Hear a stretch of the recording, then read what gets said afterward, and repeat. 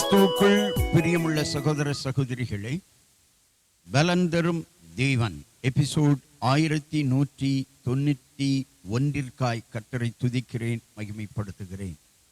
இந்த நாளிலும் 1 கொரிந்தியர் 11:24 இப்படியாக சொல்லுகிறது பின்பகுதி, என்னை நினைவு கூறும்படி இதை செய்யுங்கள்.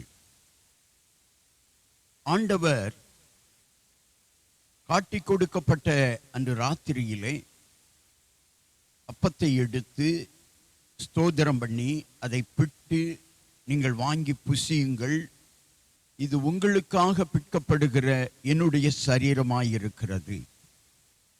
அப்படியே போஜனம் பண்ணின பின் அந்தபடியே பாத்திரத்தையும் எடுத்து, இந்த பாத்திரம் என் இரத்தத்தினால் ஆகிய புதிய உடன்படிக்கையாயிருக்கிறது. நீங்கள் இதை பானம் பண்ணும் போதெல்லாம் என்னை நினைவு கூறும்படி இதை செய்யுங்கள் என்றார். ஆண்டவர் அவரை நினைக்க சொல்லுகிறார். எதை வைத்து? அவருடைய இரத்தம் நமக்காக சிந்தப்பட்டது, அவருடைய சரீரம் நமக்காக அடிக்கப்பட்டது. அவருடைய சரீரத்தையும் இரத்தத்தையும் நாம் நினைவு கூற வேண்டும். நம்முடைய பாவங்களுக்காக, நம்முடைய அக்கிரமங்களுக்காக அவர் அடிக்கப்பட்டார், நொறுக்கப்பட்டார். நம்முடைய பாவங்களெல்லாம் அவர் சிலுவையிலே சுமந்தார். நாம் பரிசுத்தவான்களாய் இருக்க வேண்டும் என்பதற்காகத்தான் நம்முடைய பாவங்களையும் அக்கிரமங்களையும் சிலுவையிலே அவர் சுமந்தார். அவர் பரிசுத்தவான், இயேசு பரிசுத்தர்.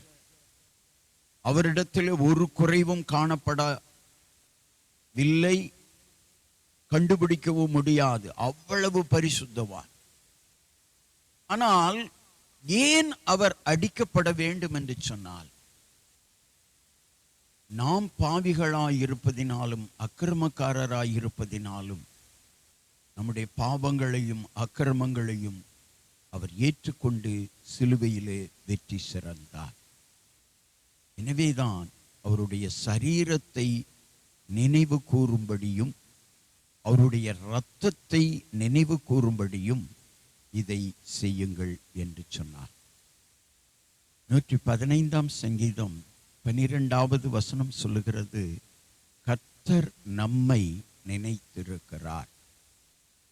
அவர் நினைத்திருக்கிறார். நாம் அவரை நினைவில் வைத்திருக்கிறோமா? அல்லது தேவைகள் ஏற்படும் போது மாத்திரம் அவரை அண்டிக் கொள்கிறோமா?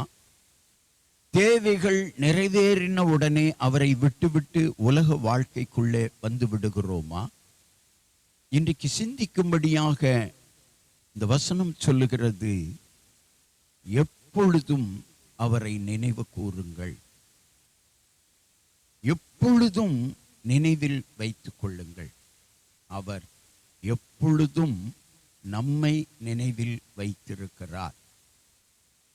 செய்தியை கேட்டுக்கொண்டிருக்கிற சகோதர சகோதரிகளே, எப்பொழுதும் அவரை நினைவில் வையுங்கள். உங்கள் வாழ்வில் பரிசுத்தமும் பரலோகத்திற்கு உண்டான ஆயத்தமும் நிச்சயம் இருக்கும். எங்களை நேசிக்கிற நல்ல தகப்பனே, ஆண்டவருடைய சரீரமும் இரத்தமும் எங்களுக்காக சிந்தப்பட்டது என்பதை நாங்கள் நினைவில் வைத்துக் கொள்ளும்படியும், நீர் காட்டிக் கொடுக்கப்பட்ட அன்று இரவிலே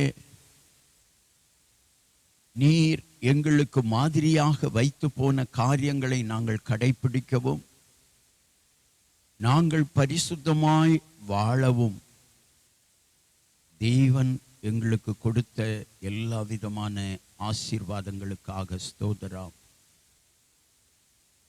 உம்மை நினைவு கூறும்படி ஒவ்வொருவருடைய உள்ளத்திலும் ஆண்டவரே இந்த சிந்தனை உருவாகட்டும். ஒவ்வொருவரும் உம்மை நினைவு கூறட்டும். செய்தியை கேட்டுக்கொண்டிருக்கிற யாராயிருந்தாலும் இயேசு கிறிஸ்துவை நினைவு கூறும்படி வாழ்வார்களானால் நினைவில் வைத்து வாழ்வார்களானால் அவர்கள் வாழ்வு பாவமற்ற பரிசுத்த வாழ்வாக அமையும். இயேசுவின் நாமத்தில் ஜெபிக்கிறேன் பிதாவே, ஆமேன்.